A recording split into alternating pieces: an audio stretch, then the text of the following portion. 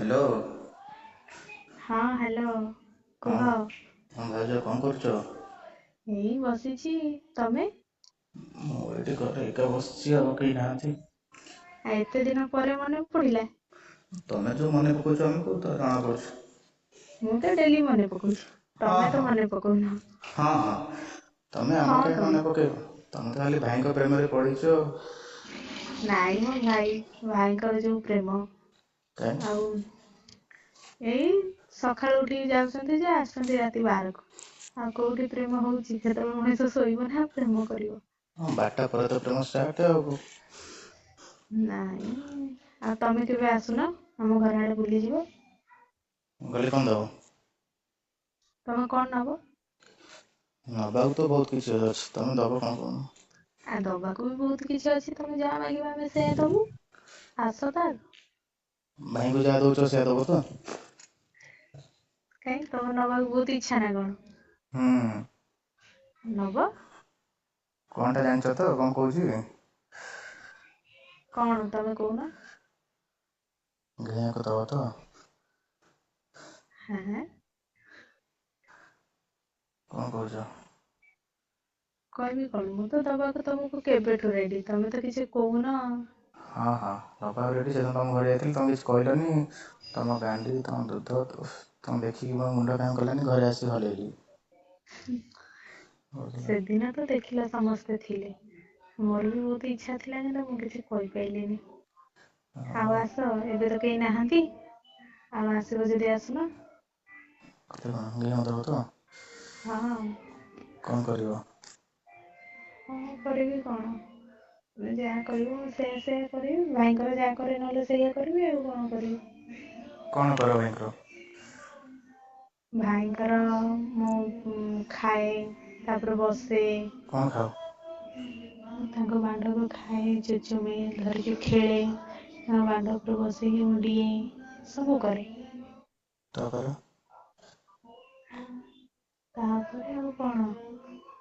ମତେ ଟିକେ ବେଶୀ ଭଲ ଲାଗେ, ମୋ ଦିହରେ ଟିକେ କିଏ ଚାଟିଲେ ମତେ ଭଲ ଲାଗେ। ଯୋଉ ତମ ଭାଇ ତ ମାନେ କେବଳ ଆସିବେ ପେଣ୍ଟ ଖୋଲ ଗେଞ୍ଜିଦେବେ ଶୋଇପଡ଼ିବେ। ଆଉ କିଛି ନାହିଁ, ରୋମାନ୍ସ କିଛି ବି ନାହିଁ। ଆଉ ତମେ ଯଦି ଟିକେ କରିବ ମୋର ଟିକେ ଭଲ ହବ ଆଉ।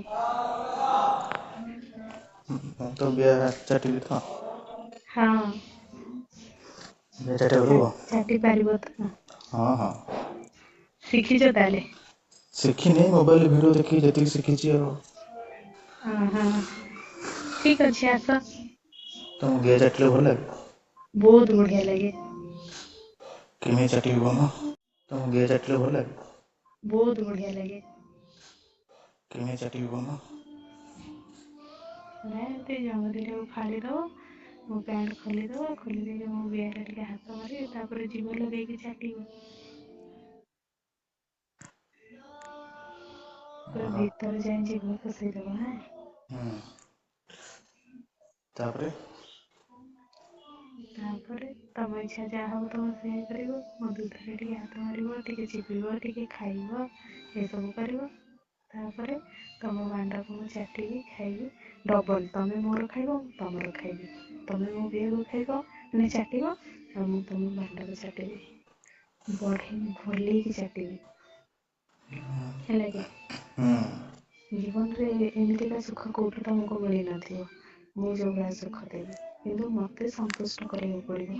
ତମ ଭାଇଙ୍କର ତ ଛୋଟିଆ ମାଣ୍ଡଟେ, ତମର ବଡ କି ଛୋଟ? ମୋର ତ ପୁରା ଦି ଚାଖେଣ୍ଡେ, ମାନେ ଚାଖେଣ୍ଡେ ଉପରେ। ବାପ ମୋ ବିଏ ଫୁଟେଇଲା ଭଳିଆ ଆଉ ନାଇଁ କି? ହୁଁ ଏତେ ବଡ। ହୁଁ। ହଁ ସତ କୁହ, ଯଦି କିଣିବାକୁ ଦବ ତାହେଲେ ଯିବି ମୁଁ। ସତରେ ଦେବି ବା, ମୁଁ ତମକୁ ଯେବେ ତମେ ଆମ ଘରକୁ ଆସିଥିଲ ସେଇ ଆଗ ଥରକ, ମୁଁ ସେବେଠୁ ଦେଖିକି ମାନେ କଣ କହିବି, ତମକୁ ଦେଖିକି ମୋର ବହୁତ ଇଚ୍ଛା। ମାନେ ତମ ମାଣ୍ଡ ଆଉ ମୋ ଗାଣ୍ଡି ପଛ ପଟୁ କଳିଲେ ଛିଡା ହେଇକି ପୁରା ମାପରେ ଅଛି, ବୁଝିଲ? ଆଚ୍ଛା। ହଁ। ଏବେ କରିଦଉଛ, ଫେରେ ଘରକୁ ଗଲେ ମନା କରିବନି ତ? ବିଲକୁଲ ନୁହେଁ, ମନା କାହିଁ କରିବି? ହଉ। ହେଲା କି? ଆସିଲେ କିନ୍ତୁ ମନ ଶାନ୍ତି କରିକି କରିବ, ମାନେ ମତେ ସନ୍ତୁଷ୍ଟ କରିବ। ତମେ କେବଳ ବାହାର କରିଦେଇକି ଭାଇଙ୍କ ଭଳିଆ ବିଛଣା ଉପରେ ପଡିଯିବନି। ନାଇଁ ତ ପୁରା ଗେଁବି ଏମିତି ଗେଁବି ପୁରା ବିହା ଫଟା ଗେଁବି ଆଉ। ଏଇଭଳିଆ ଜ୍ଞା ଦରକାର ଯାହା ମାନେ ମୁଁ ତ ଗୋଟେ ବାଳ ଭରିତା ପାଇଛି ଜମାରୁ ଘେଉନି ସେଇ 12ଟା ବେଳେ ଆଉଛି ଯେ ଖାଲି ମାନେ ବିଶ୍ୱାସ କରିବନି ଖାଇ ଦେଇକି ଟଙ୍କାଏ ଖାଲି ପେଣ୍ଟ ଖୋଲ ମାନେ ଖୋଲିଦେବ ଗେଞ୍ଜି ଦେଇକି ଶୁଅ ଆଉ କିଛି ନାହିଁ ମାନେ ଟିକେ ରୋମାନ୍ସ ଟିକେ କଥାବାର୍ତ୍ତା କି କିଛି ନାହିଁ। ମୁଁ ଏମିତିକା ଖୋଜୁଥିଲି ଯାହା ହଉ ତମକୁ ମତେ ଭଗବାନ ଦେଇଦେଲେ। ହଉ ତୁମେ ଠିକ୍ ଅଛି। ଆସିବ ତ? ହଉ ଠିକ୍ ଅଛି ମୁଁ ଗଲେ ମୋତେ ଗିଆକୁ ଦେବ।